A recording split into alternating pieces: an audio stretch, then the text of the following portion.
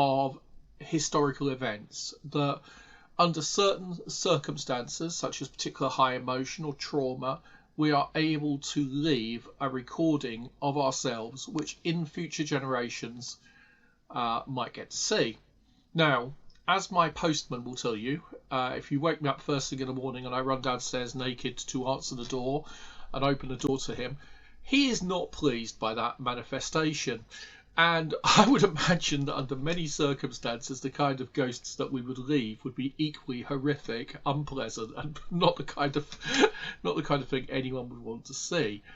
One of the biggest arguments against this hypothesis has to be, why is Wembley Stadium, where a huge amount of emotion has been spent, not haunted? And why are battlefields not more haunted? But we'll get to that later. Let's start, if emotion is the only thing that matters. Let's start with this whole notion of what is a ghost. Well, over the last couple of weeks, I've suggested that ghosts might be associated not with the visual processing sections of the brain, including the credit card size section at the back of the head here, or even necessarily just the prefrontal lobes and their involvement in creating narrative and dream, but that ghosts might involve a wide spectrum of different parts of the brain, and that the way in which we see a ghost might well include the same neurological processes, the same parts of the brain, the same neurotransmitters that are involved in dreaming.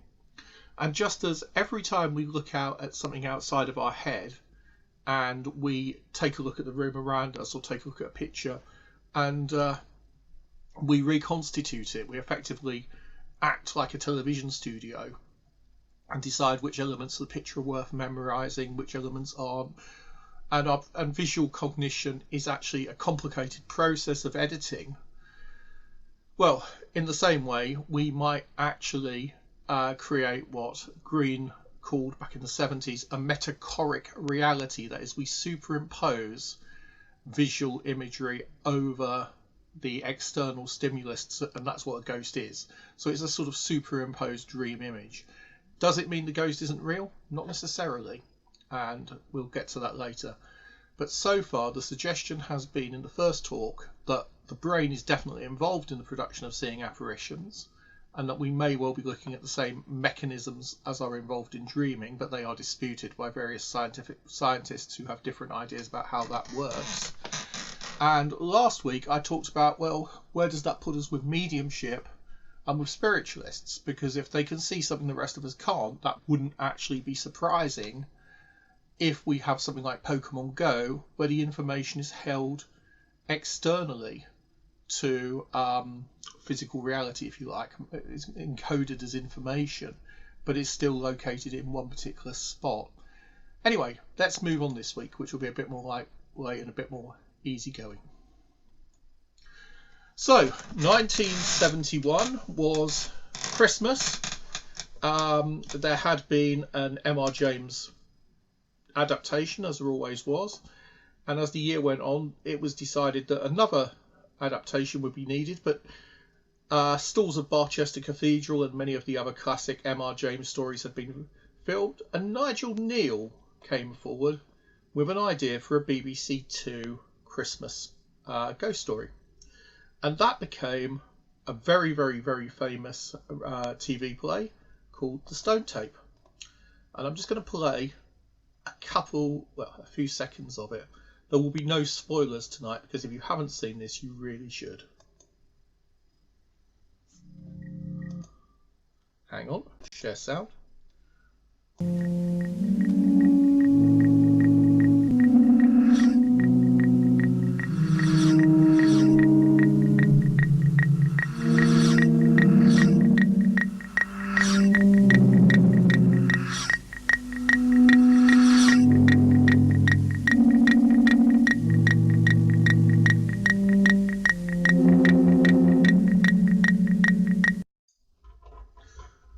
Could you all hear the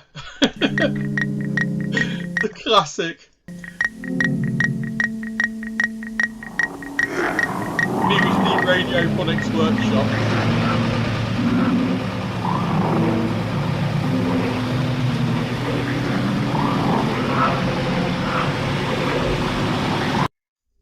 And that is the beginning of the story. Right, I don't want to show any more of it. So it was created by Nigel Neal, who I've mentioned several times. He was a well-known screenwriter, very successful in his day. And in the 1950s, he created what was probably, arguably, his greatest character, Professor Bernard Quatermass. And Quatermass was a psychical researcher, in a sense. He was a scientist. He's a man of science, logic, physics, who comes up against various strange and seemingly supernatural mysteries and explains them, though the explanations are sometimes pretty outre and bizarre in themselves. And Quatermass is the origin of things like... Oh, well, he's not the origin of it. He's a precursor of things like the X-Files. So, Quatermass was first represented by television, and then Hammer got the rights to make a series of films, which are really quite good. I was surprised. And the Quatermass experiment is one of the best, but my favourite remains Quatermass and the Pit, where they go down to Hobbs Lane in London, and there's an archaeological dig going on where they discover a strange artifact, and it's very, very good. If you've never seen Quatermass, do go and do yourself a favour and go and have a look. And here you can see the actual sequence. So you've got the television programmes at the top, and at the bottom we've got the Quatermass films. And apparently there's a 1996 radio play, which I somehow managed to miss. Particularly exciting was the Quatermass Experiment 2005, which I think was Gatiss and others. So yeah, it's definitely worth seeing. Okay, The Tiger Who Came to Tea. What is the connection between Professor Quatermass, The Tiger Who Came to Tea, and Mog? Well, Nigel Neal was the Mog father because he was married to Judith Kerr, and Judith wrote those books. So I just thought it was a nice touch to include those pictures. And Nigel was one of those people who seems to have been quite strong-willed and cantankerous. And he worked with Peter Sasti, who was a Hungarian-born producer, who went on to direct a large number of Hammer House of Horror films. And they produced this wonderful show, which, as I said, went out in Christmas and was at the time hailed as a horror classic. And the Quatermass stories certainly are often said to have been influential on Doctor Who. And I think it's no surprise at all, based on what the little I know of Nigel Neal's personality, that he absolutely hated and detested Doctor Who. And he, in fact, was quite protective of Professor Quatermass. And when he discovered that Harry Seacombe was playing a spoof of him in the Goon Show spin-off, he did actually complain and had that knocked on the head as well. So, one second, I've just got to let my cat out of the room. My apologies. Right, go on, cat. You want to go outside? Oh, the doorknob has fallen off. We are trapped in the room. Oh no, there's the knob. There you go, boy. Oh, these things happen when you're on Zoom, don't they? Right, sorry about that. So, what's the play about? Well, I'm going to tell briefly the story, again, avoiding spoilers. An electronics company, I think one of those sort of ones that has a lot of blue sky research, like Pi Labs, or one of those electronic companies from the 70s, has recently found that the Japanese are out-competing it. Everything they produce, the Japanese do better, smaller, cheaper. And so their head of research is sent for one last project to try and help the company to a Victorian mansion called Taskerlands. And they drive down, and the building, which has been derelict for years, is done up. And a bunch of technicians, scientists and salespeople all come together under a fairly irascible project head and attempt to build some kind of new technology that will give them an edge. And very, very quickly, soon after they arrive, it becomes clear that there's one part of the building, the oldest part of the building, that dates back to Anglo-Saxon times, and that part of the building is reputedly haunted. And after one of the staff has an experience, they set about attempting to record the ghost. And they come up with the idea that the walls somehow contain a physical memory in the same way that magnetic tape does. And that by playing various currents through it at various frequencies, they are eventually able to trigger the past recordings and replay them at will. And hence the stone tape. Now, if that's actually was the whole plot, I wouldn't have told you that, because obviously that's, just the introductory 5-10 minutes. After that, everything else in the play happens. But the only bit people seem to remember is that one notion, that, this beautiful notion of the stone tape. And what happens is this fictional idea goes on to actually permeate psychical research. And if you ask a lot of people nowadays, they'll say, oh, I'm not sure I believe in ghosts. I think they're recordings of past events in the environment. So, why did the idea take hold? Is it true? And could it work? So these are some ideas that I'm going to very quickly discuss tonight. And I'm sure everybody will have their own opinions on this. So I expect we'll have a really interesting discussion afterwards. So these are just some pictures from the original production. Computer graphics have come some way since the early 70s, haven't they? And, there's the ghost, or one of the ghosts. But anyway, that's, as I said, no real spoilers. So where does the idea of a recording come from? Well, actually, it's quite heavily built into the whole notion of ghosts. One of the ideas that's always been popular is that of anniversary hauntings.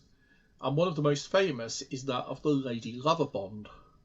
The Lady Loverbond was a ship that sailed February the 13th, 1748.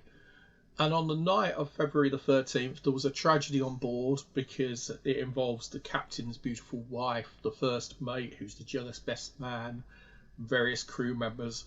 And a melodrama forms and they all start shouting and fighting, and while they're arguing over a romantic situation, the ship sails before a storm. The sails are ripped, they don't take them down, and they're cast onto the Goodwin Sands and all drown. Now, obviously, there is no way that we could know that is what happened, because none of us were there. But the notion that the ship caught fire and sunk on the Goodwin Sands, and perhaps there were one or two survivors who could say there was an argument on board the ship, well, that makes sense, doesn't it?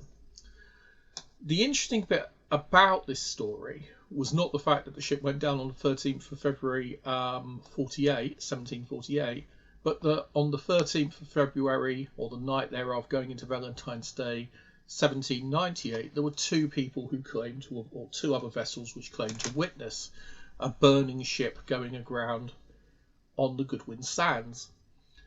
And the notion arose that every 50 years thereafter, so 1798 takes us to 1846, 1896, 1944, right the way through to the 1990s. And in the 1990s, there were in fact a lot of ghost hunters scattered along the Kent coast, out at sea, waiting to see if they saw the ghostly vessel. Unfortunately, in the run-up to the event, a couple of Times journalists went to Lloyd's of London and various other shipping registers, and they attempted to discover the Lady Loverbond, and they found no wreckage of that ship. No record of a ship of this name ever sinking. Now, at the time, I was quite convinced by that. And in fact, during their research, they found that the first accounts date back to 1924. Or the earliest account anyone has ever found of the Lady Loverbond haunting or the ship itself only dates back down to a newspaper story in 1924. There may have been a Victorian story, a Victorian folk tale. It might have been a romantic legend. It might have been a short story, like The Angel of Mons, which took on a life of its own. No one really knows. I think it's in the Usborne Book of the Unexplained, actually. but it's one of the most famous anniversary hauntings, and it seems that it's actually fictional. So, should we dismiss it? Unlike the Admiral Tryon case, which last week I said sadly we probably can dismiss, I'm not so sure about the Lady Lovibond, and the reason is that recently I was down in Kent filming a piece for a forthcoming episode of a show called Help My House is Haunted, and they'd asked me down to appear as an expert. And while I was down there, I got to, as you do, just flipping through stuff, reading stuff, because I was in a hotel room and there wasn't much going on. And I found a series of shipwrecks from the year by year around the British coast from the 1830s. And what was surprising was the number of ships which went down, but which were unidentified. Yeah. And it is really surprising how many vessels sailed and sunk off the coast of England, yet we actually do not know. And that carries on even into the late 19th century. And at one point, I think it's about the 1860s, just before the American Civil War, there was a tremendous loss of life on immigrant ships that were just vanishing across the Atlantic every year. And some of them may have made it even into our coastal waters before going down. So the fact that we can't find the Lady Lovibond does not actually mean, if it wasn't a Lloyd's registered ship, it is possible that it could have gone down. It could have been registered in many, many, many places. But does it appear every 50 years? Well, if it does, so far, it hasn't manifested for quite a while. And we've still got another decade or so before its next scheduled appearance. But I'm sure ASSAP will be there this time round, as we were probably there in the 90s looking for it. Okay, so let's go for another famous anniversary haunting. Anne Boleyn. And here we've got a picture of Anne. She was the wife of King Henry VIII of England. She was beheaded on the 19th of May. And she was accused of, amongst other things, witchcraft. But it was actually treason against the king in essence. And incest and various other unpleasant things. The king was actually just keen on getting rid of her. And he'd already gone through the whole situation of creating his own church to get... No, that wasn't quite what happened. But he'd already sought divorce once. And so she was beheaded. And it is said that on the night of her beheading, the 19th of May, she appears in a phantom carriage. This is the 1921 film, The Phantom Carriage. I took the photo from. I thought it was a nice piece of early cinematography. And she drives hell for leather down the drive of Blickling Hall. So, obviously, anniversary ghosts are folkloric. They are a very strong tradition in British history. I don't know whether they occur in other countries. I don't know whether the notion is true or not. Some people are cynical about them for other reasons. Tom Lethbridge, T.C. Lethbridge, the archaeologist and occasional ghost researcher, and dowser and many other things, an explorer and naturalist. But T.C. Lethbridge saw a ghost once at the mill where he lived, the Hole. And while he was there, he was out one day and he was walking down by the shed and his wife came down with a cat and the cat was yelling out. It was a beautiful day, 22nd of February, but it was a very hot, warm day. The temperature was in the 60s. And they sat on the roof and he saw the man come and deliver the newspapers, and the newspaper man went away. And then he saw his neighbour walk round the mill, so he went down to chat to her. And after he spoke to her, as she walked off, he saw another woman, dressed in the styles of a few years before, who just stood and looked at him and then walked after the first woman. So he asked his neighbour a moment or two later who was the woman, and she denied there was such a person. So from then on he decided, well, it must have been an apparition. So he set about calculating the exact time and worked out that the next the time that the Earth would be in the same position would actually be at not 5:30 in the afternoon, but 11:30 in the morning on the 23rd of February the next year, and so on. And so he was very meticulous about his calculations. And of course, the Earth would not occupy the same physical position in space after a year anyway, because not only are we revolving around the sun, but the sun and the whole solar system are also moving through space. So I'm not quite sure how anniversary ghosts are supposed to work, or why the date is significant. And there are other calendars, but assuming that we're using a strictly solar calendar, then I would expect a drift on dates and on times of hauntings, as Lethbridge pointed out. Still, he tried it, and good for him that he actually attempted it. So, is there any reason to believe that anniversary hauntings are significant? Well, maybe. Unfortunately, as I say, they're very much part of British folklore. So, what other sources do we have for the notion of recordings? Let's try another one. I'm not sure I can even say this. Sisyphean ghosts. It's my own coinage. Do you all know the Myth of Sisyphus? Well, he was an unfortunate who ran a psychic research group, and week after week his speakers cancelled, and he wasn't. He was damned by the gods to push a huge rock up a mountain, and as it gets to the top of the mountain, he would always lose his grip, and the rock would return to the bottom. And because of this, he could never complete his task. So he was trapped for eternity, just as Atlas was left holding up the sky from a range of mountains. Sisyphus was left pushing this rock endlessly up the stairs. So, what's a Sisyphean ghost? Well, it's one that is damned to repeat the same task endlessly. So the ghost of Wild Will Darnell down in Wiltshire, who's supposed to have thrown one of his mistress's babies into the fire and stamped on it to make sure, he's damned forever to attempt to empty a pond using a cockle shell. And of course, it never happens. This fellow, Thomas Boleyn, was the father of Anne Boleyn, and he managed to get 2 of his children executed by his political machinations, Anne and her brother. And he is said to haunt to this day.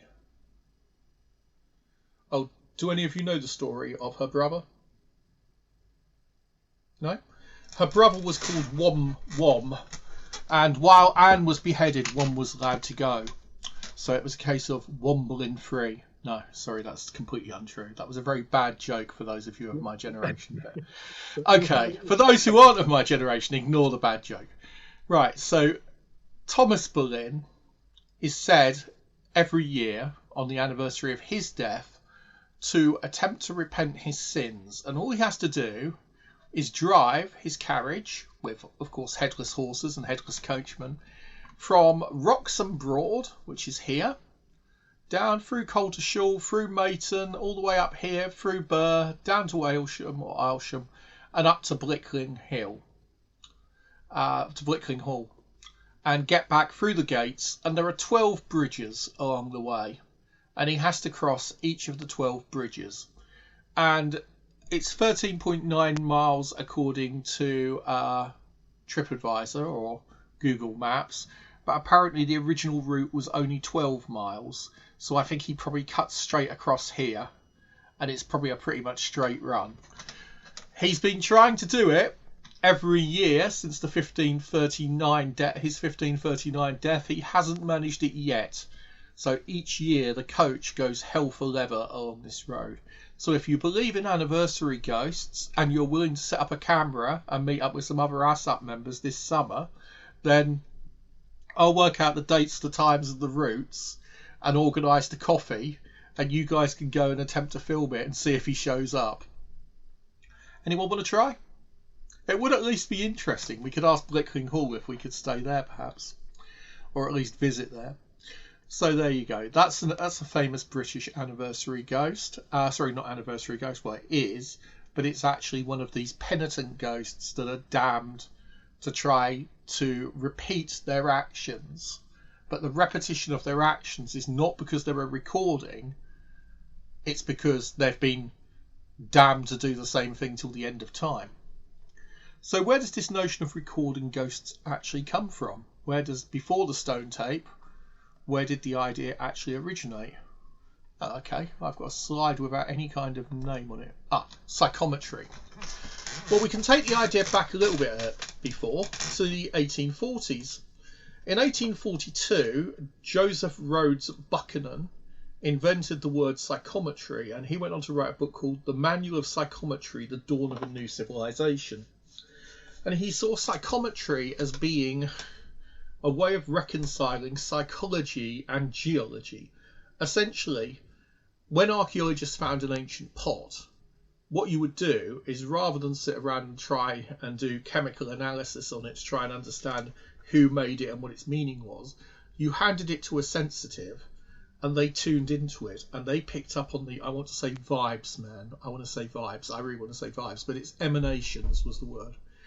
They tune into the emanations and then they see in their head a movie, essentially, that shows them the story and shows them what was actually going on. And although his book is quite hard going, there's a much better book, or much easier to read book, called The Soul of Things by Professor William Denton, which is still in print today. And Denton was an Englishman who went to Boston and became a professor of geology.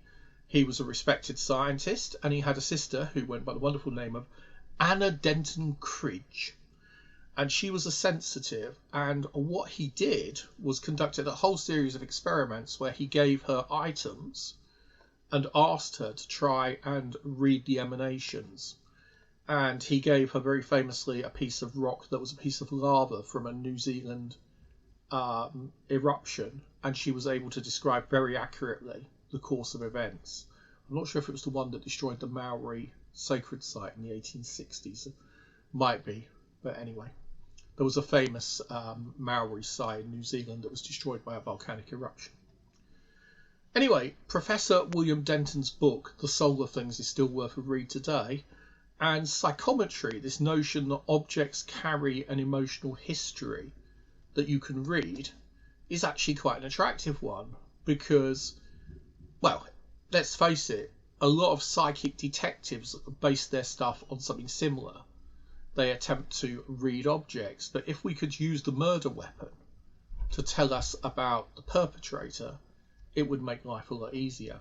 If we could take an item from a prehistoric site and learn something about their culture and their way of living, it would be much, much easier. And psychometry on a large scale is essentially what the recording hypothesis is. It's the notion that objects store place memories and that those memories replay in our heads. So we are haunted by the malice or otherwise of inanimate objects, the spirits of place, the genus loci. That there is effectively a recording in every object of its history. Okay, so psychometry, incidentally, is regarded as gross pseudoscience, and Joseph Jastrow, who was one of the original members of the American Society for Psychical Research and went on to be the first superstar of American psychology, and an avid hater of parapsychology and anything woo.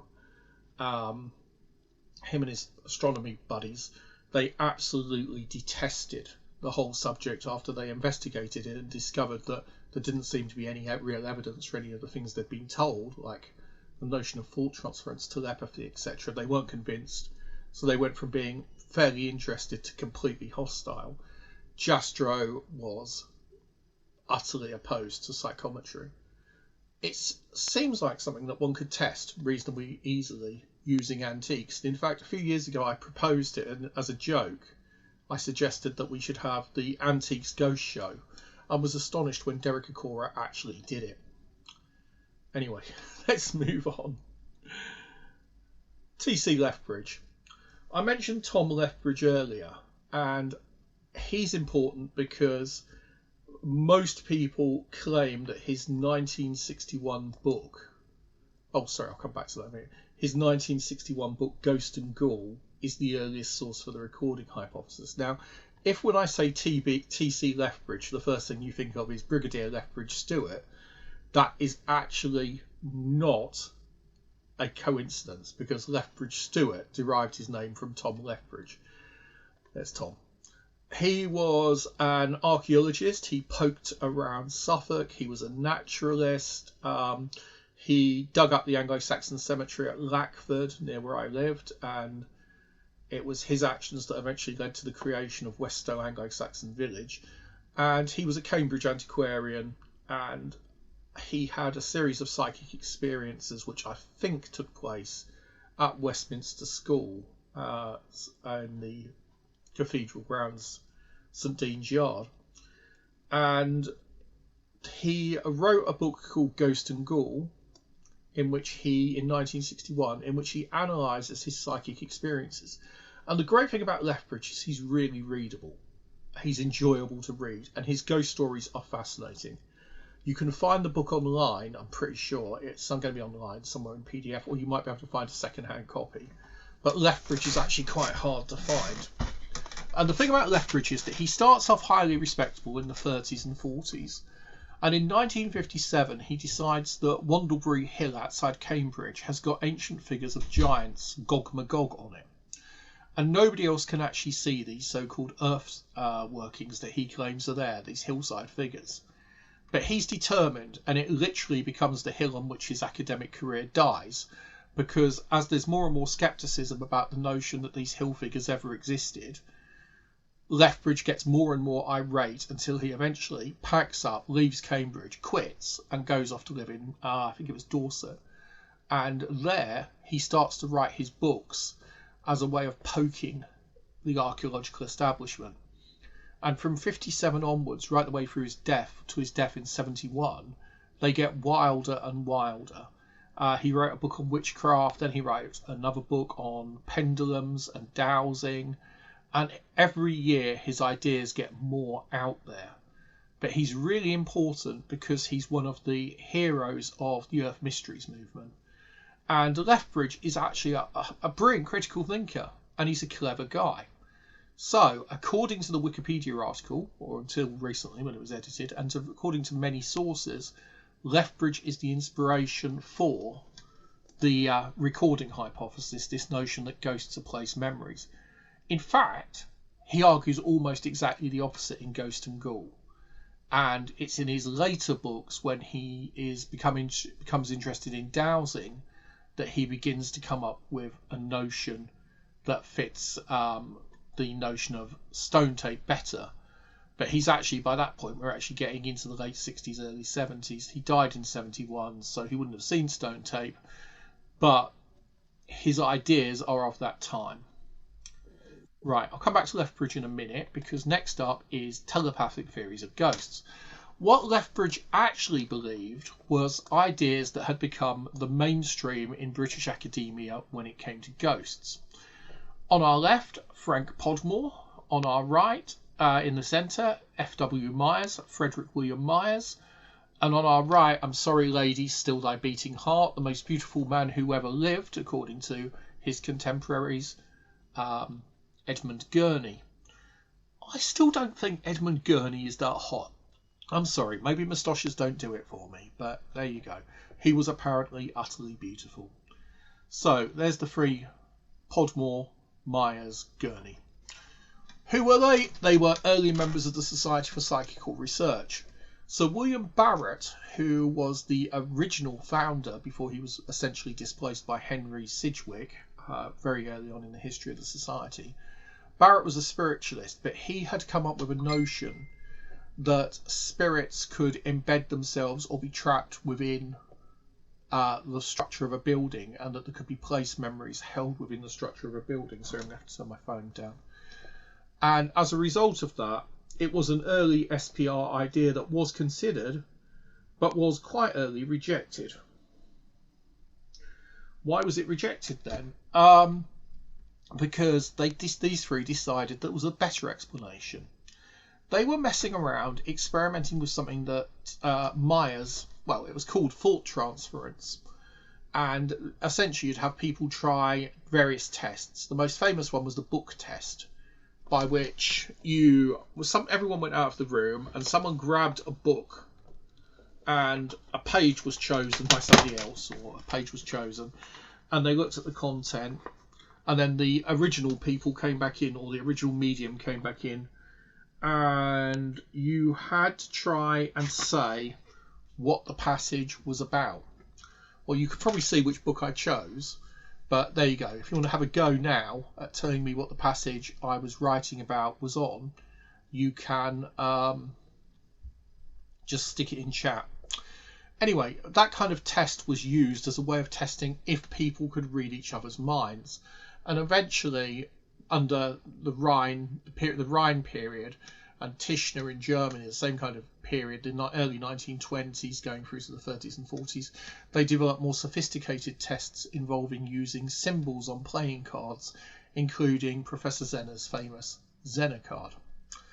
So these guys all believed in that, and Myers decided that telepathy was the best word for this mind-to-mind information transfer. So he invents this notion of telepathy, and telepathy doesn't actually come up very much. If you go back through the history of supernatural phenomena, if you go back through the Bible, if you go back through ancient mythology, if you go back through the history of witchcraft, the notion of reading minds doesn't actually come up anywhere near as much as you would think. In fact, it's almost alien. I can only think of a handful of examples of something that sounds like telepathy from the period before 1892, 1894, and this thought transference thing. I mean, the mesmerists were the first people to come up with it in the 18th century in France. And before that, before mesmerism, thought transference was almost unheard of. Don't know why. No idea. It's probably why it appears more in things like Star Trek and Traveller as psionics than it does in, historical based things. Anyway. What's this got to do with ghosts? Well, they decided that essentially, let's say Myers dies in 1901, Gurney dies 1896, I think. Well, anyway, Gurney dies first. So let's say that one day, Podmore and Myers, as we have them on the screen, are walking down the street and they see the ghost of Myers, who gestures at them, and follow him into a building, but he disappears. So a classic ghost situation. Gurney's theory of apparitions was that a living agent somewhere, maybe his wife, was thinking about him, and that she was sending out a broadcast that was picked up by the other two, who then used their mental capacity to generate dreams to hallucinate the apparition as a way of receiving the information. So a human agent broadcasts it.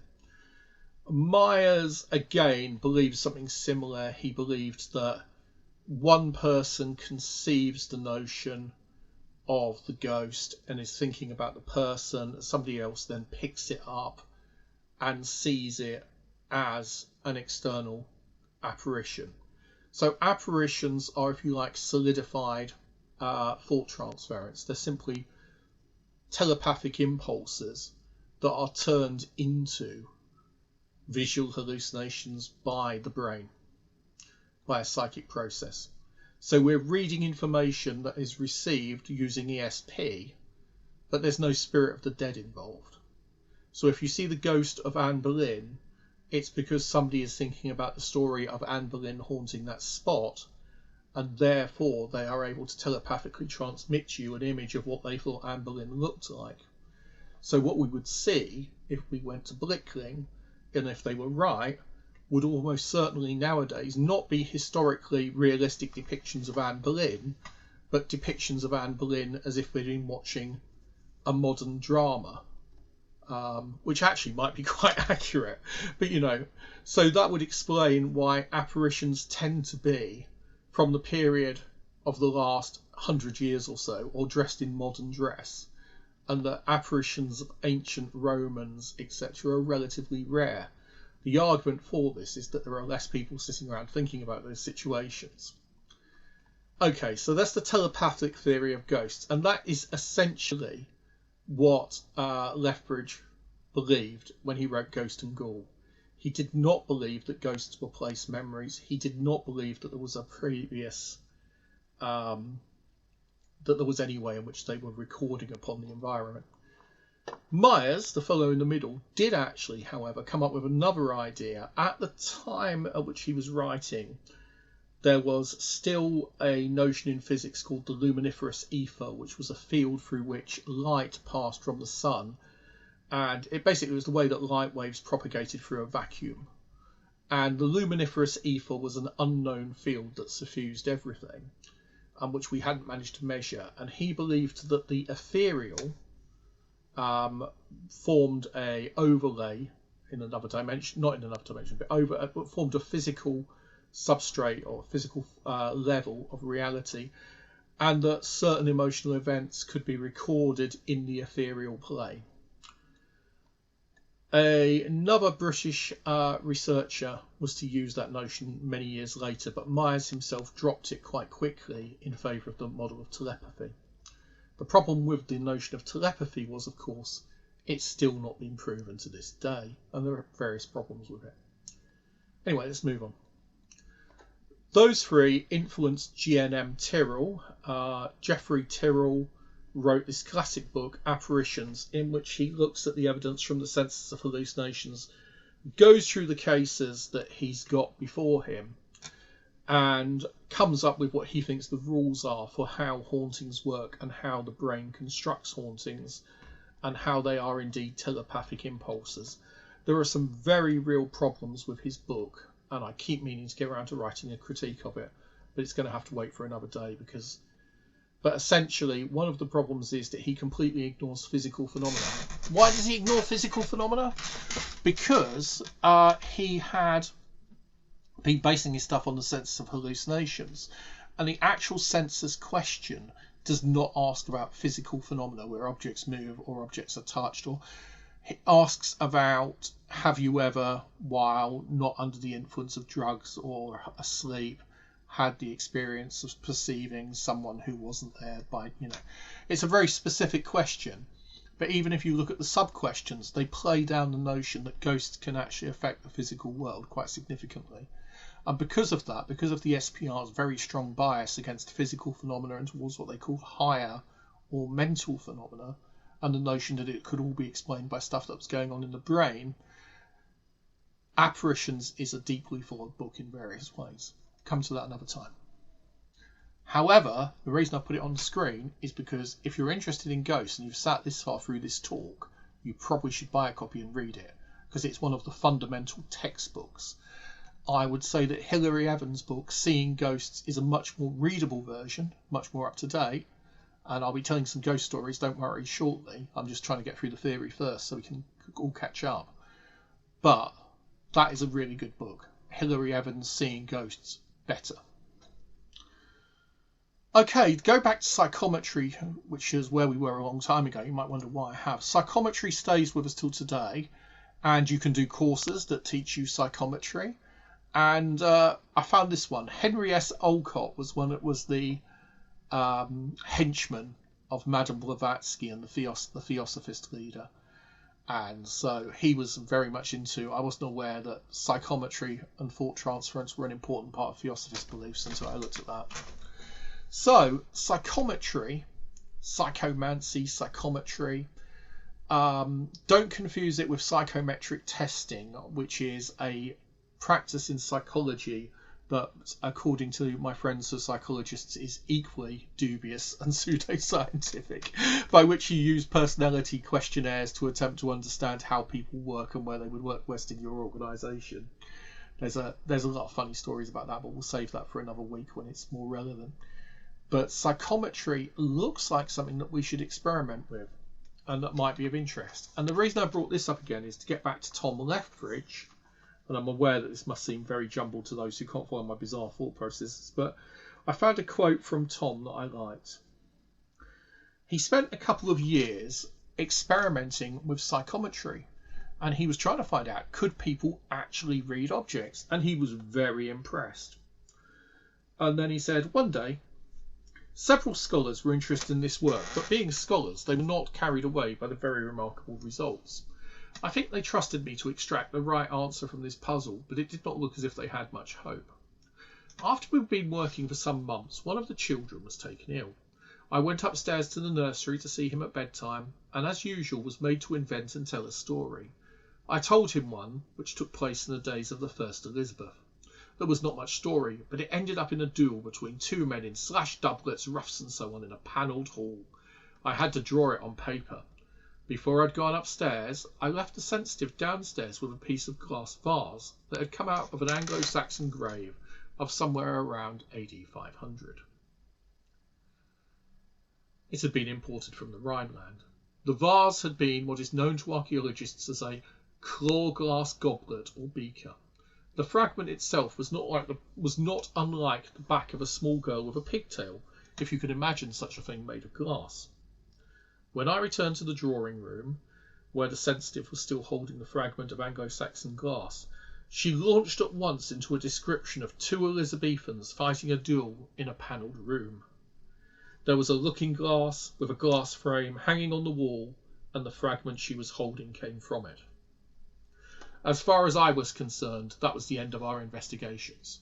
Psychometry could be of no possible value to an archaeologist. Not only was the result 1,000 years wrong in date, but you could see how it had been obtained. The Elizabethan duel was straight out of my own head, while the glass looking glass was a Venetian one hanging in the drawing room itself.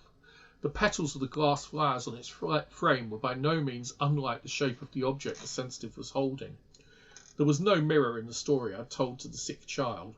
The whole thing had been built up like a dream is built up at some unconscious level of my own mind. Presumably all the other stories had been the same, and that was why I was able to identify features in them. So on all the previous occasions, his sensitive had told him information that he as an archaeologist knew to be true, or could immediately accept as being true. But now he realised that what she's actually doing, according to him, is not reading the history of the object, but reading his mind. And the reason he agrees with what she tells him is because that's where the information's coming from. He is, as he says, playing chess against himself. So that one occasion led to him rejecting the notion of psychometry, and that was why he rejected the idea of any kind of place memory, which is why I find it quite ironic that this particular book is usually used as to explain.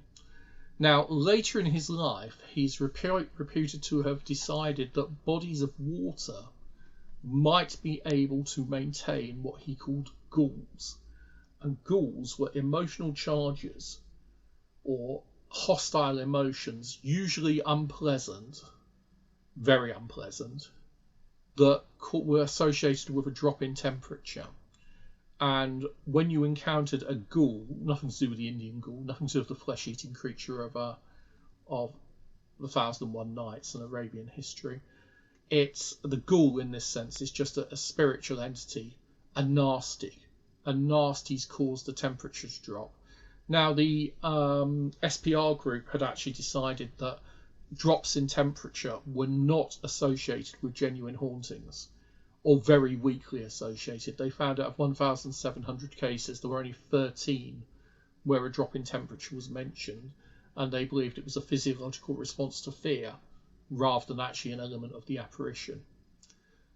There were a couple of other things which they also discovered were not associated with real apparitions, which are invariably associated with them in the public mind, but I'm not going to say those just at the moment because it's obviously a very good test if you know that information.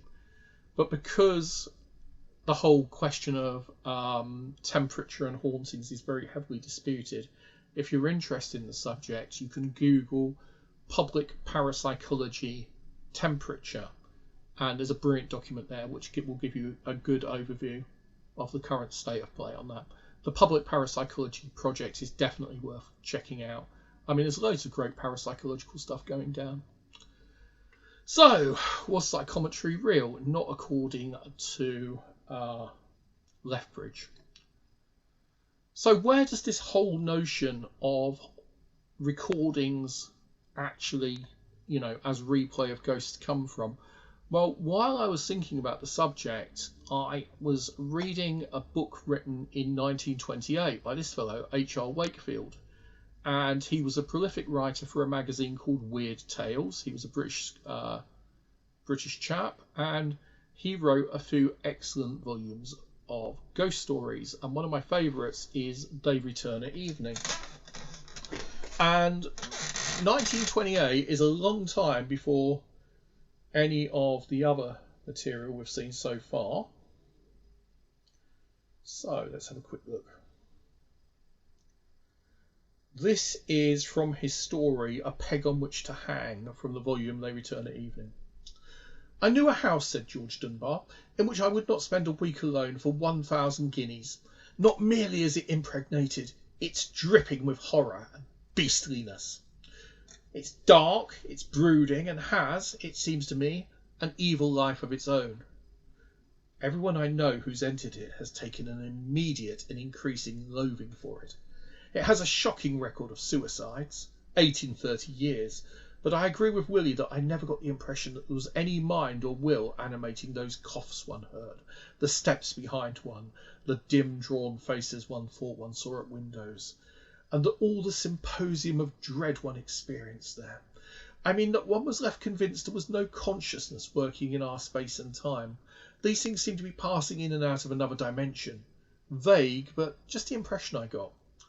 All those phenomena seem quite purposeless, and therefore should not have been, as they were, frightening.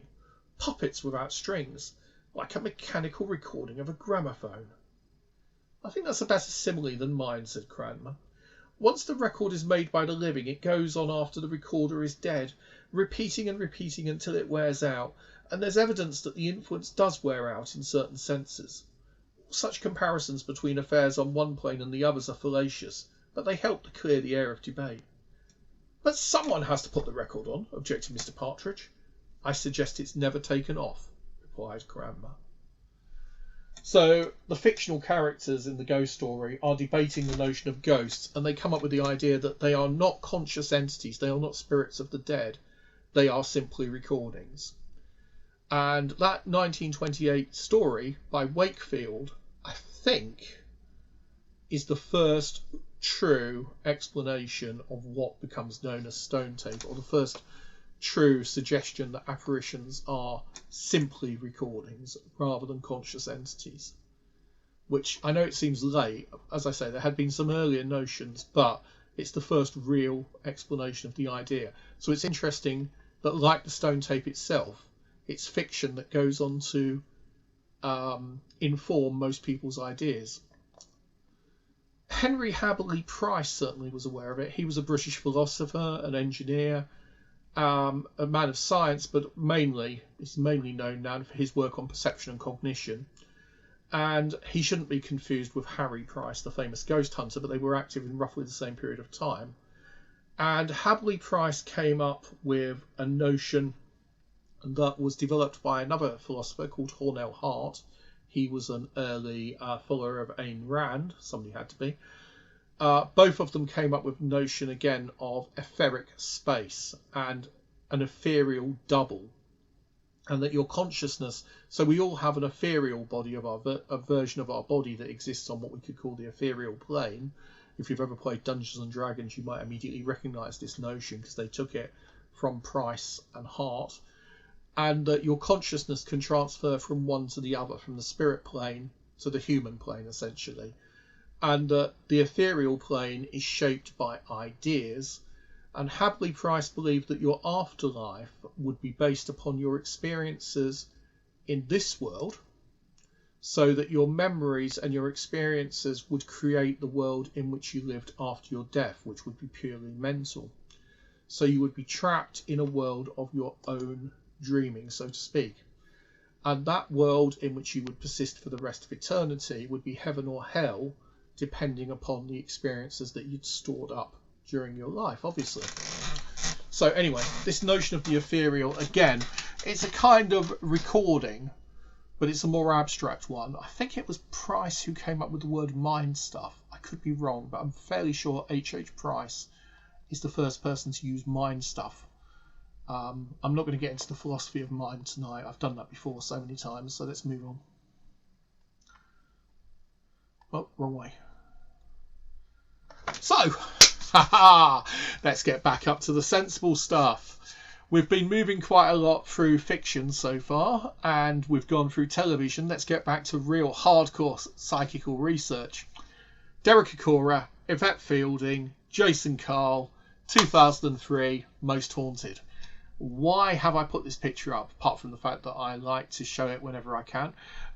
Because, of course, I bow down before the masters and learn from their every move. No, jokes aside, they were great. And Derek's idea of residual energy is really important here, because he introduces that term, which may have some kind of history in spiritualism. I don't know, but he uses that term. It's the first place I know of it, for an impression of a past event that is recorded in the environment and simply replays, but actually has no consciousness behind it. So there's no point in, if you're watching the Muppet Show, you can't offer Kermit a cup of tea or give Miss Piggy dating advice. Well, you can, and I might do, because it's the kind of idiot I am, but they're not going to pay any attention because they're recordings. We all see the ghosts of people who have lived and died on old black and white movies every day on TV. You know, we could all, if we wanted to, see dead footballers, you know, playing football, and they would be there in our living rooms. So maybe we should actually regard televisions as haunted boxes, because they're places where the past endlessly replays. And maybe that's what the attraction is of hauntology to this generation, that television, in a sense, is a recreation of the past, or it allows us to focus memory and nostalgia in a way previous generations couldn't. We can return to the past, not imaginatively, not through books, but in a very direct sense, that our senses are bombarded with the images of the loved dead. But Most Haunted brought in this idea not just of spirits that were trying to communicate, but also of residual energy. And again, that's the same thing as we've talked about in the Stone Tape. So, just before we go on, could the Stone Tape work? Well, our brains are emitting a very, 7 megahertz? A very low frequency electromagnetic field. It is possible that we emit some kind of biophotons, according to some research, that could kick around, I guess. Could we be subtly distributing energy into our environments? Sure. I'm pretty certain that every time I breathe in and out, after all, I'm pushing out carbon dioxide and having an effect on the room in which I'm in. In a more gross way, I paint the walls white, I scatter books around the floor. I definitely interact with my environment. But unfortunately, the energies that my body emits are subject to entropy. So the thoughts that I'm having now in my brain, simplistic as they might be, I don't think they're going to hang around for a microsecond, let alone for 1,000 years or 12 years. Unfortunately, any energy, as spiritualists like to talk about, that I emit is just going to devolve into probably heat and chemical reactions. You know, it's just going to turn into whatever energy normally goes into. And unfortunately, that means decaying into entropy. Any organisation will be lost. If you're recording in magnetic ferric recording tape, you've got a very long tape that's specifically designed to record specific signals and play them back. But house walls aren't built like that. Now, back in the 70s, there was a brief bit of excitement when a psychic research group down in Cornwall stated that they'd found that if you placed a very high voltage charge through a wall that was filled with iron ore crystals, what you call them, I forgot the name of it, iron oxide, then you were able to record what they said were voices from the past. And that notion made it in 1981 into the Peter Brooksmith edited part work, The Unknown. What's it actually called? The Unexplained. And it was really exciting. When I read that when I was 12 years old, I thought, well, that's it. You know, the whole question of ghosts and what they are, they're just recordings. And science is about to find a way. And there'll be a way in which soon the FBI will be turning up at crime scenes and they'll be replaying the last 6 hours from the walls, because they'll just use a device that will be able to pick up the conversations and replay what happened in that room. And we'll be able to we'll be able to tune in with a device and put it on a ruin and watch history from the 16th century and watch a monk walk down the corridor and find out how people really spoke. And the whole of the past will open up to us. Yeah, well, that was 1978, 79 that the claims were made. Here we are in 2022. We haven't heard any more of them. Unfortunately, they were hoaxed. Or at least, possibly the individuals believed them. I don't know. I haven't looked into it. One of the reasons I haven't is what, about 20 years ago, a person I know repeated very similar claims, and some of their EVPs, which are supposed to be recordings of the past, can still be found online. That person may or may not be here tonight. I don't know. I'm not going to dead name them, and I'm not going to give them their name now because they've changed their gender and they're now essentially a very different person to who they were then. They are mentioned in a very popular book from 2003 that featured a journalist who interviewed them. And I just don't think it's fair to drag all that up, because whether or not they would still hold to those claims, I don't know. But again, the claims that were made were very exciting to me 20 years ago. I've not seen any evidence. So, can we do it? Well, if it's true, yes. If stone tape is true, all we need to do is work out what the form of the energy is, what the frequency is. And let's face it, it's not like ghost hunters are short on EMF meters or magnetometers, is it? Or gasometers.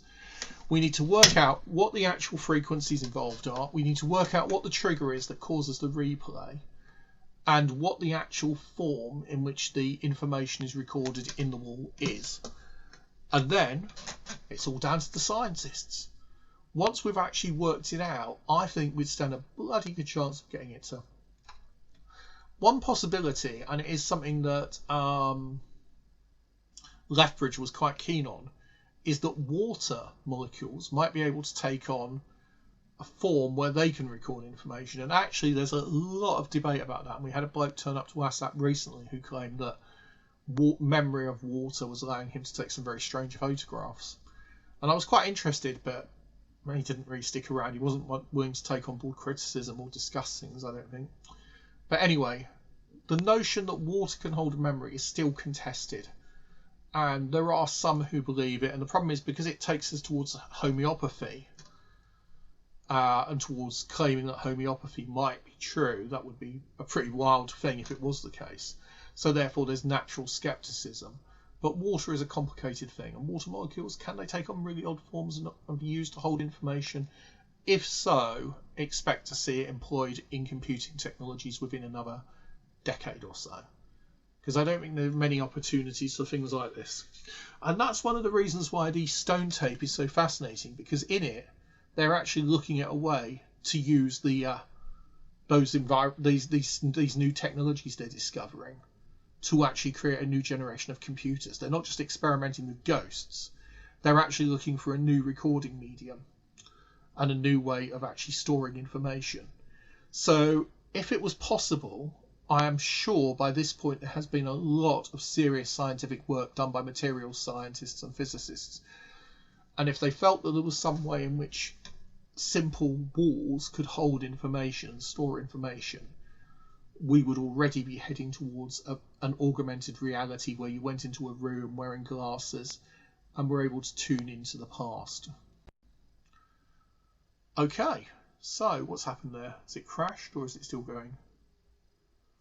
No, it's still going. It's just stopped sharing screen for some reason.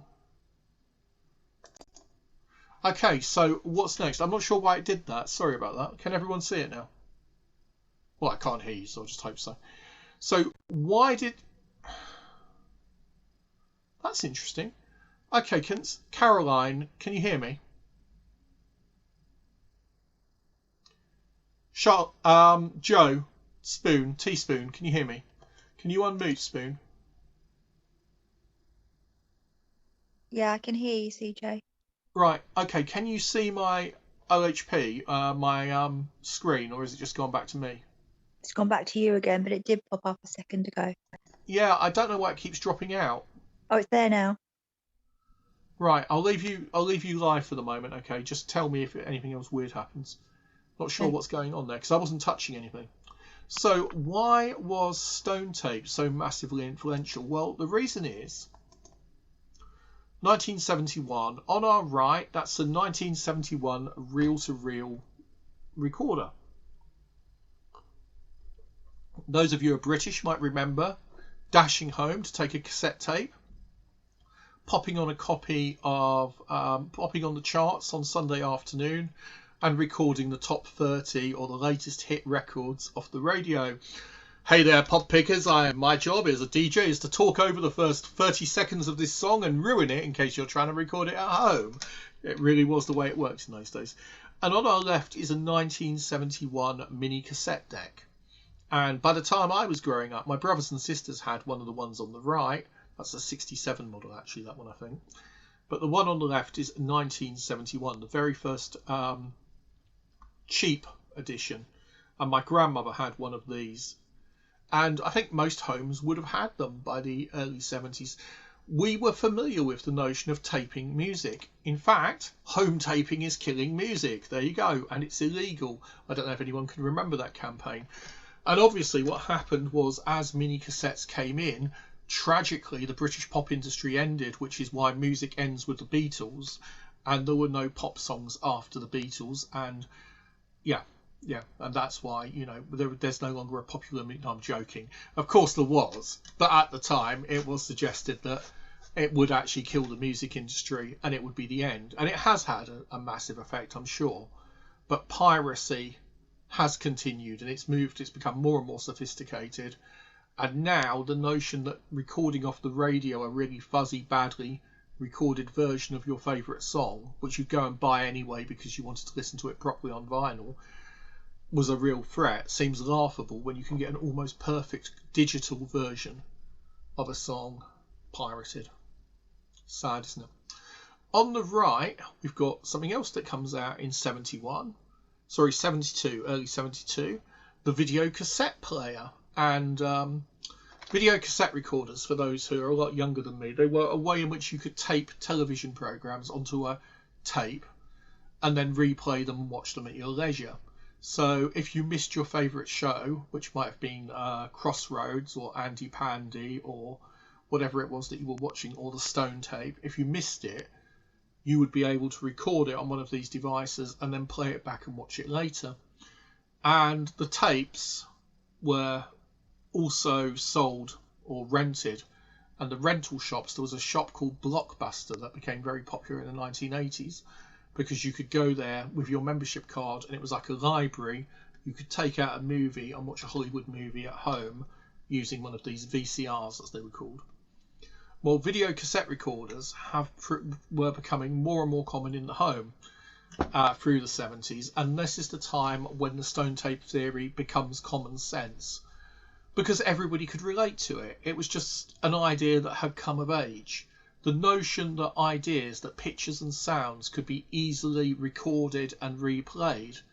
I mean, you could say that the gramophone record had been around, the wax cylinder had been around before. They had, but this was a whole different degree of access to the dead or to those who'd come before.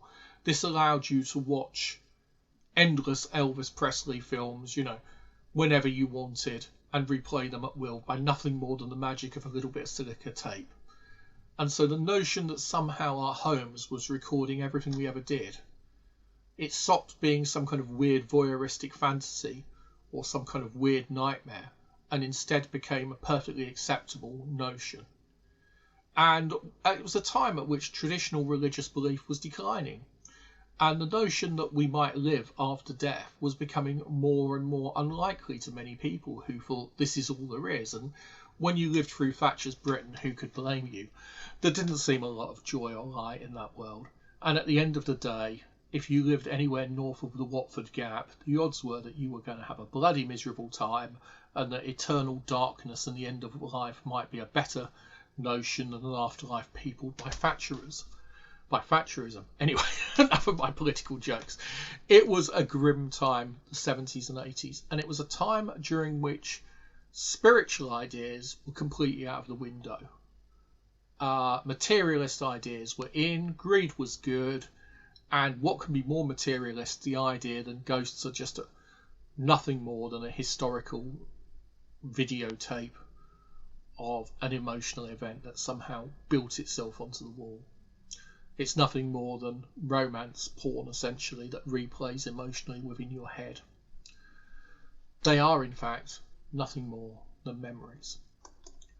Well, there are problems with the whole notion, and I'll stop the presentation there because the rest of my slides aren't actually interesting. There were a couple more, I think. So what are the problems with it? Well, firstly, if I was actually about to snuff it, and this was the end of CJ, and it sometimes feels that way, then would I manage to record myself into the environment? If somebody else came into my room in years to come, would they see a fat, frabjous freak talking nonsense to a TV? They might do, but actually, why would they see me?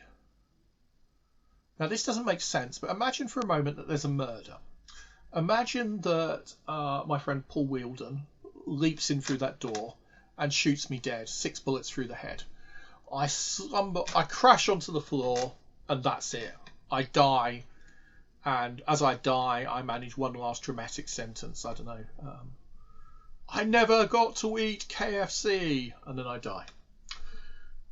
And 20 years in the future, some unfortunate who comes up to their bedroom to get their knitting, walks into the room, and they see me, and I suddenly jerk, spasm around, my head explodes, and my headless body falls onto the bed, and I lay there for a moment, and then I disappear. How does it actually work? I mean, it's great emotion, but how do I imprint it? Well, the problem with it is that if it's me imprinting it, then I can't see myself. Well, I can at the moment because I'm looking at a camera. But usually I avoid mirrors, and you would if you look like me, I promise you. So I don't even really have a very good idea of what I look like, which again, is probably fortunate. You don't actually, it's quite hard if you're not looking at a mirror or looking at a camera to remember the way in which your body looks to someone else. So it's not me who's recording the event, is it? It might be the murderer, but the ghost would not be the person who's recording the event. So does the murderer feel high emotion? Perhaps. Or is it an innocent bystander who feels sorry that I got shot? Maybe. But it would make sense that the event was being witnessed by someone else, because you're seeing it from their perspective, not yours. Now, one possibility is that all that's being recorded is the guy shot in the head, wearing a blue pullover and a ridiculous hat, dies on bed. His death was dramatic. That information is all that's recorded. But then, every witness who sees the apparition could reconstruct that in a completely different way. It's not a picture, it's just a weird set of emotions and a few words. Wow, I'm looking fat. I think it's just a light in here, obviously. So what's going on? Well, actually, it could be, therefore, that it is an information dump and that the information is then reconstituted, in which case you would not get, if it was seen as an apparition, 2 witnesses agreeing on what it looked like. They would have very different interpretations of the data. A second possibility is that the apparition of me, if it's recorded in a physical media, in a physical environment, it's recording everything I do. So why does it choose to record the moment of my death? Now, there's a wonderful story told by Lethbridge in which he is talking about telepathy, and he mentions that he went out to a dig. It wasn't Lackford, it was another dig in Cambridgeshire, and he was bringing home some skeletons in a box, and his friend's dog kept jumping on the skeleton bones where they were being kept, and then some rabbits were left somewhere, and the rabbits managed to get to the bones and not mixed them all up, and he'd only labelled them with little bits of card with numbers on, so all the skeletons got jumbled up. That wasn't the story. But the story was that while he was on his way home, his car breaks down, and the rear axle actually freezes in such a way that it doesn't turn anymore. It's a 1,000,000 to 1 accident. The car was brand new. It was 3 weeks old. And so they have to replace it with another car. So they use his mate's car, but while they're driving down the road in his mate's car, bringing the next box of skeletons back to Cambridge Uni, what happens? Well, the car breaks down, blows up. That's the end of that car. So he goes back and gets his brand new replacement car for the car that had just, where the axle had gone.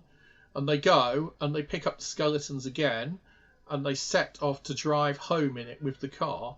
And as they're driving, the wheel comes off, and it goes past a woman who's pushing a pram, and apparently she doesn't even notice that the car skids out of control and crashes into the verge just up the road from her, and the tyre actually goes past her, which I thought was a wonderful moment of comedy in his account.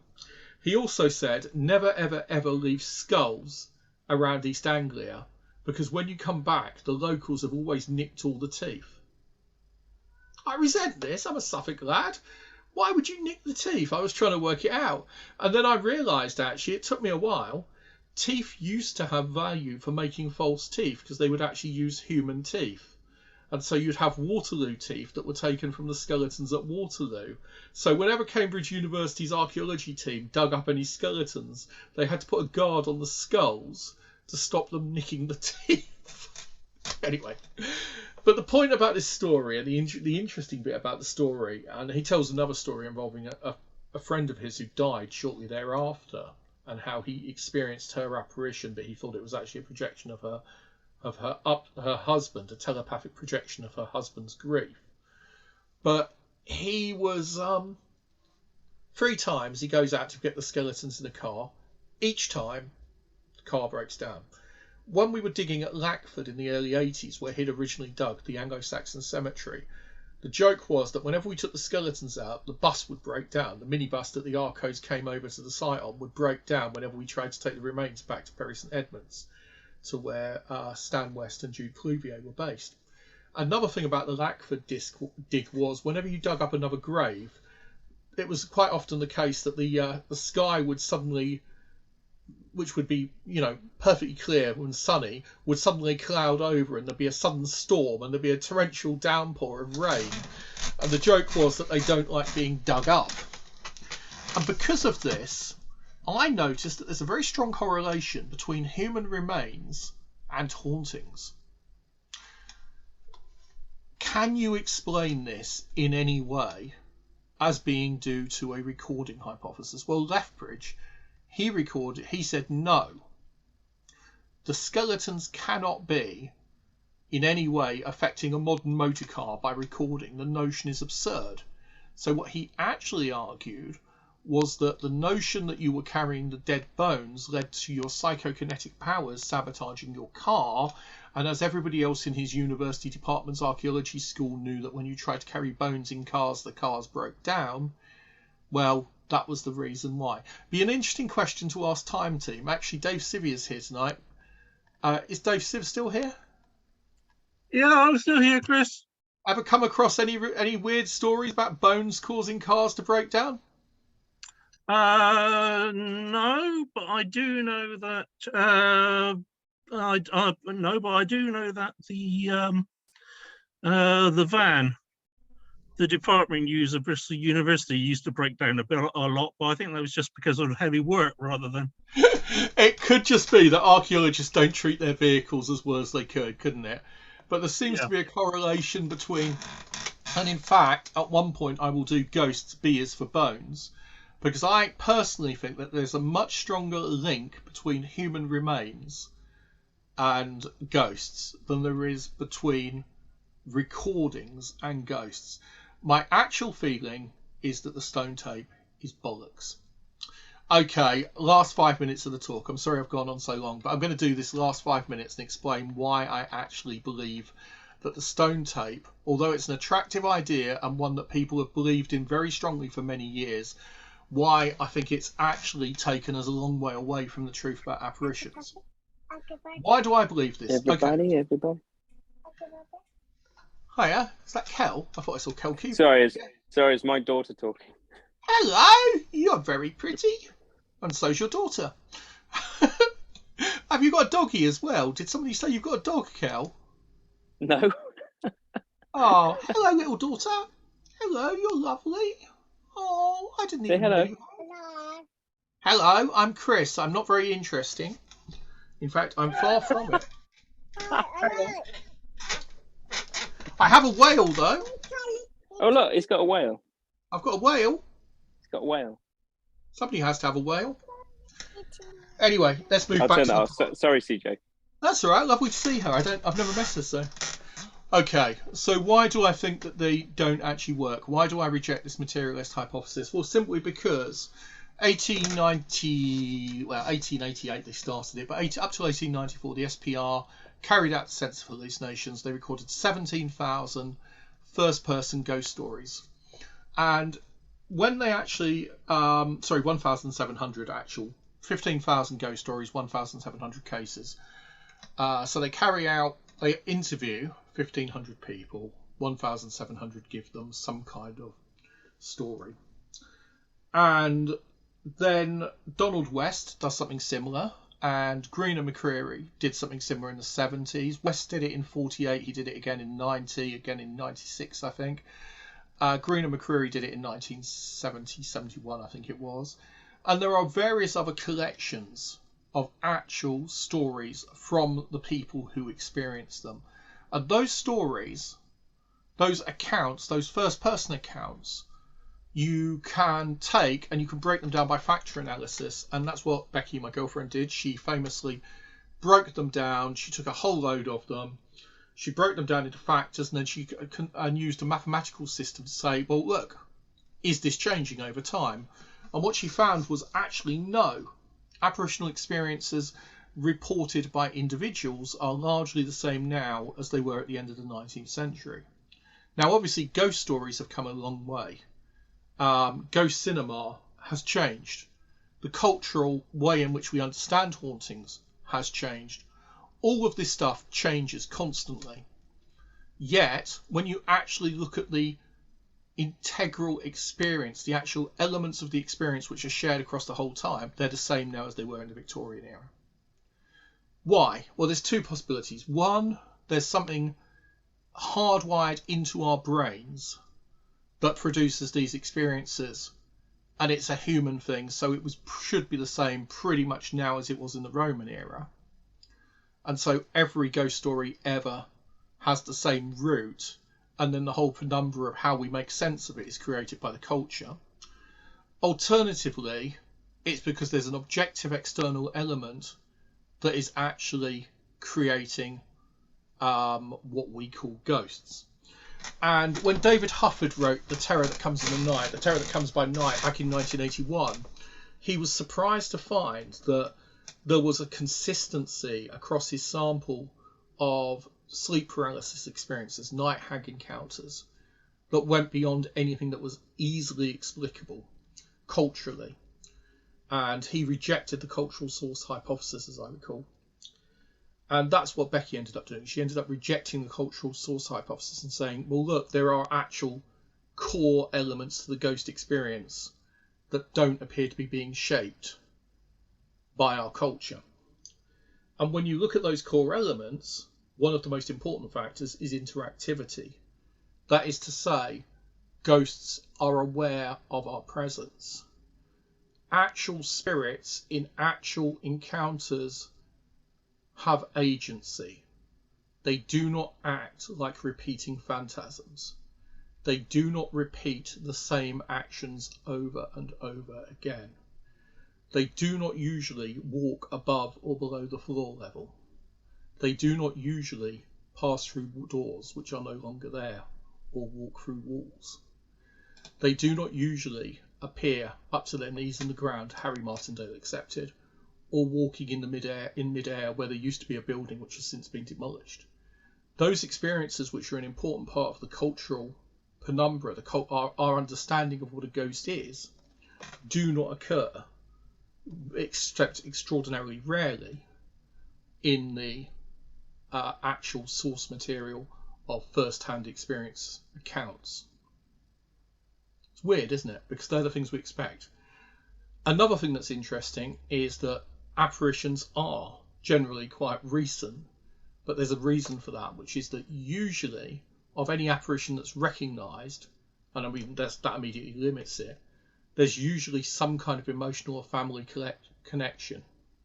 A large number of apparitions are, of course, of the living, and I'm going to deal with that.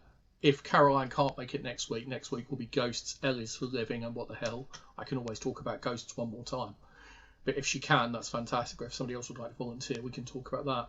But for the moment, the point I'd like to make tonight is that apparitional experiences suggest very strongly that there is some objective reality that intrudes upon ours and that shows agency and intelligence. It is therefore not surprising, and there's no reason to partition off physical phenomena such as things that knock, rap, or do weird poltergeist stuff. All of those experiences don't look like eruptions from our unconscious, or perhaps they do.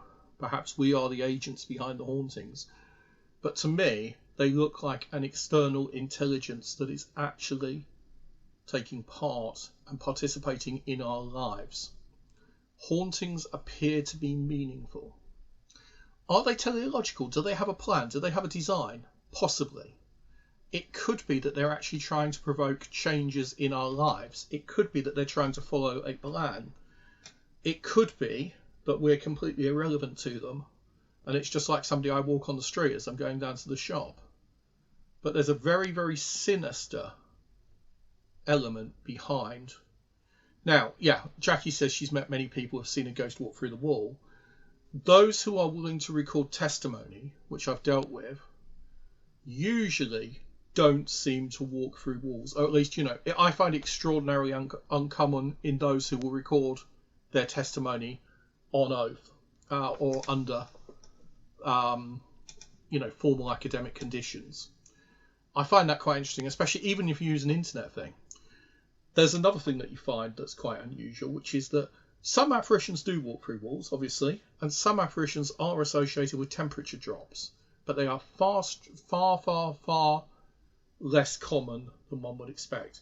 Another thing which is very uncommon, actually, is transparent apparitions. Apparitions nearly always appear solid and physical and seem to occupy physical space. Now, the problem with that is that transparent apparitions, I've recently begun to realise, became popular in the Victorian era and through the Edwardian era. And the reason is that in film, how do you show that something is a ghost? You make it transparent. That's actually how you demonstrate something's ghostly nature or ethereal nature. So it was, and Pepper's ghost had prepared the way for that, which was a projection on a glass screen, a reflection. But based upon the research that has been done, and I have bored myself to death reading all of it, even my girlfriend's PhD, somebody had to, all of this research does actually point to one thing. Phantasms of the living, where the ghost is a person who is still alive, are usually not very interactive. In fact, interactivity is very limited. Hauntings, actual hauntings where the phantasm is of a dead person, tend to be highly interactive. They might hold your hand, they might talk to you, they might look you in the eye, they might ask you questions or give you information. But interactivity seems to go with phantasms of the dead. Because the data's complicated, because it's half A and I've talked for ages, and because questions are probably more interesting, I'm going to leave it there for tonight, and we'll see if we can get somebody else to talk next week, because I'm sure everybody is by now really sick to death. But if not, if we can't get anyone and Caroline can't make it, then next week will be Ghosts, Ellie's for Living, and I'll talk about the relationship between the living and the dead and what we actually know about hauntings. But for now, I'm going to suggest that Stone Tape, 1971, Nigel Neal, Quatermass et al. Quatermass is a materialist hero. He defines the supernatural in terms of our own science, and he defeats the pesky aliens, the pesky monsters, and he's a great hero. It's definitely a basis for Doctor Who and stuff like that comes later. You're dealing with, physical entities that are part of the scientific rational universe. And it's about human ingenuity and moral courage and a stiff upper lip and a bit of Britishness defeating them. Tom Lethbridge thought in very similar ways. He was a reductionist scientist at heart, but he rejected the notion of the spiritual, even when it strikes me as being the best explanation, which it does on many of his cases. And many, many times we are led to believe in stone tape, but I think it's just a nice way of telling children that there aren't any monsters under the bed and that all of our fears